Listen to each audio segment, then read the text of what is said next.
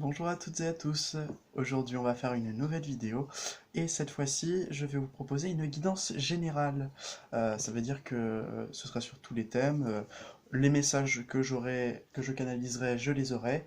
J'utiliserai un peu mon intuition parce que je suis très intuitif. J'allume une petite bougie comme ça. Euh, je vais canaliser les choses, les trucs qui peuvent me venir comme ça. On va faire quoi? On va utiliser The Fontane Tarot. Ah bah tiens, ah, ça annonce la couleur. L'as de, l'as de denier. Donc, j'utilisais le Fontaine Tarot. Je vais vous prendre une ou deux cartes de Angel Reading Card. Un jeu que j'aime beaucoup, que j'ai eu en Angleterre. Vous avez déjà montré quelques cartes. Et ensuite, je vais vous lire une petite citation de ce magnifique petit recueil de poèmes que j'aime beaucoup, Le goût du bonheur, une reproduction d'œuvres des artistes peignant de la bouche et du pied. C'est une association qui est d'artistes et de peintres, surtout en aquarelle. Et j'adore quand je me sens pas forcément très bien ou que j'ai besoin d'un petit message, je fais un peu de bibliomancie, j'ouvre une page et hop là j'ai ma réponse où j'ai un message, une petite citation à réfléchir. Ce sera pas très long, hein, donc ah, on va voir ce qu'on vous propose aujourd'hui. Alors c'est intemporel, hein, donc ça veut dire que vous êtes, que ça soit le jour même ou dans 6 ans, ça restera, les messages seront peut-être le même, mais ah, on a une carte qui est là, je vous la dirai après.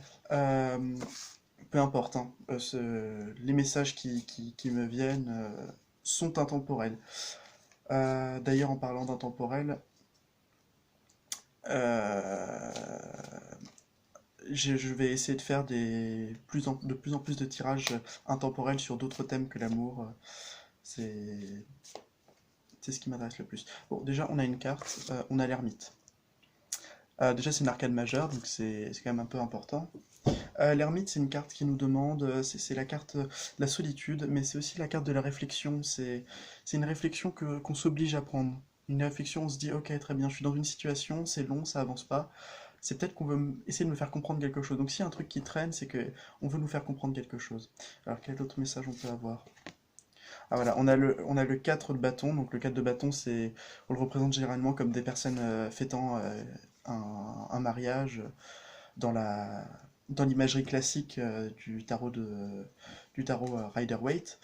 Là, on a vraiment une célébration, hein. À mon avis, ça doit être pas la fin, mais en tout cas, on célèbre quelque chose. Ah, on a quelque chose. Ouais. Ah oui.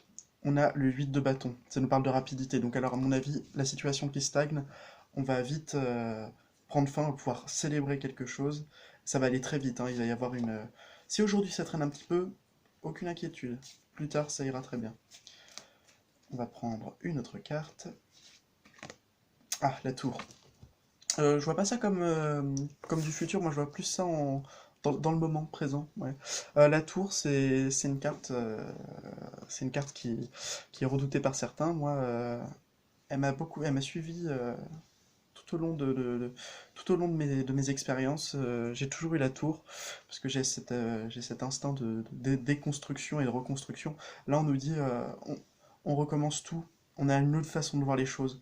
On essaye d'aller de l'avant, d'avoir une autre vision de ce qu'on peut avoir. C'est aussi l'ermite hein, qui nous apprend ça. Donc c'est la destruction, puis la reconstruction. Et puis tout le monde vous le dira, hein, surtout dans l'imagerie du tarot de Marseille, c'est le haut, c'est la tête, c'est le mental qui est cassé. Les structures, elles sont là. Donc c'est vraiment uniquement dans le cérébral. Certes, c'est par rapport à nous, c'est par rapport à notre entourage, mais en tout cas, c'est une épreuve de la vie qui est forcément bénéfique pour nous, puisqu'elle est censée nous faire évoluer. Donc là, à mon avis, c'est plus en ce moment. Ouais. Et on a la reine d'épée. La reine d'épée, elle va nous inviter. Alors, la reine d'épée, c'est une femme forte, elle est indépendante, elle est, euh, elle est droite. Elle est droite. Elle va nous demander d'être juste. J'ai ces mots-là, j'ai juste, posture.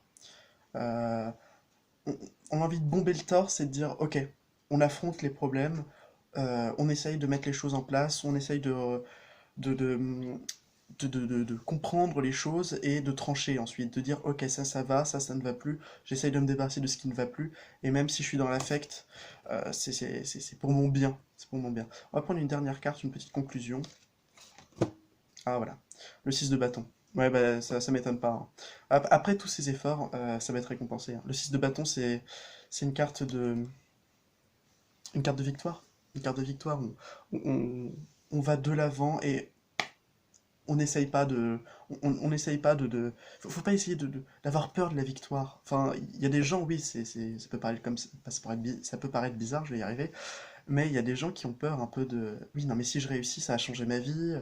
Imaginez, imaginez, vous avez gagné au loto et vous imaginez le changement de vie que c'est. Alors, il y a du positif, certes, il y a aussi du négatif. Et il y a des gens qui ont peur de ça. Oui, mais si ça m'arrive, même si c'est positif pour moi, est-ce que ce sera vraiment ce que je veux? Est-ce que ce sera vraiment ça? Laissez faire les choses. On lâche prise. On lâche prise. Alors, j'ai envie de te tirer juste une dernière carte. Voilà, on lâche prise.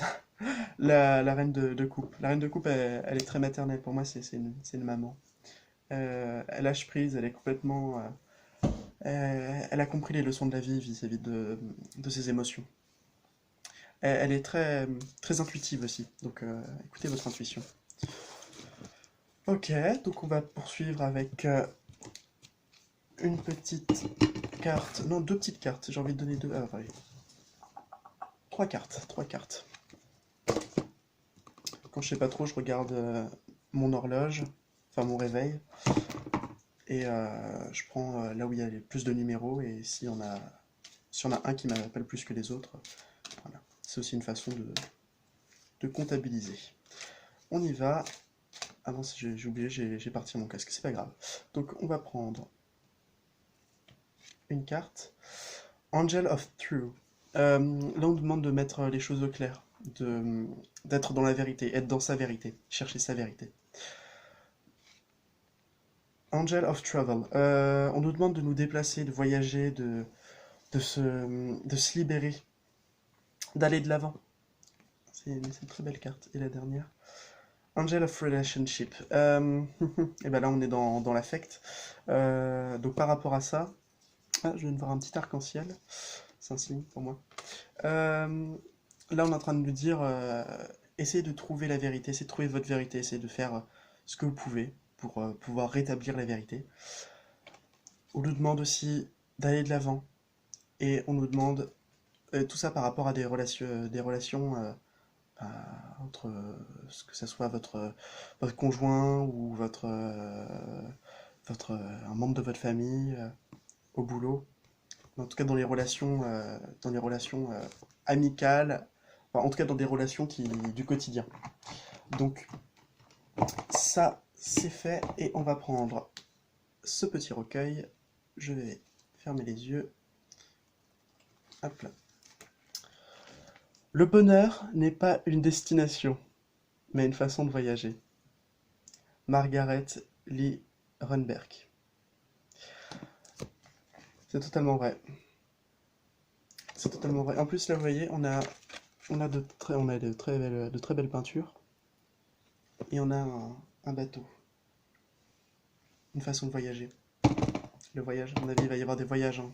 Ça repart. Bon, bah j'espère que ça vous a plu. Je vous fais de gros bisous et n'hésitez pas à vous abonner, à mettre un pouce bleu si ça vous a plu, à mettre un commentaire si vous en avez envie. Et moi, je vous souhaite tout le meilleur et je vous dis à très bientôt. Et n'oubliez pas, si la vie n'est qu'un passage, alors semons-y des fleurs. Merci.